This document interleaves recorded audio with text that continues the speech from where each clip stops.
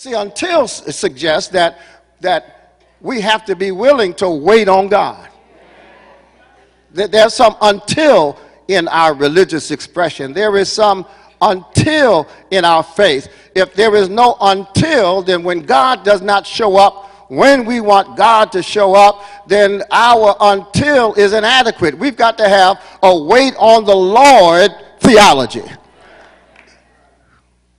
Until.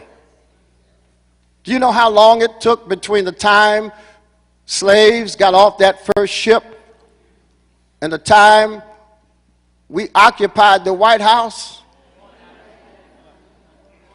Do you know how many prayers were prayed? Do you know how many lives were lost?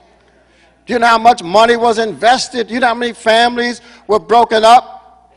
But until suggested that somebody kept on praying because grandma believed he may not come when you want him, but he's guaranteed to show up on time. Isaiah said, they that wait on the Lord shall renew their strength.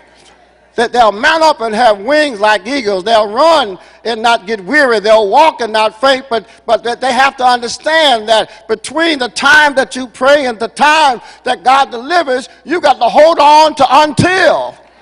Until suggests that your child may not grow up till he's 50 years old, but you got to hold on until.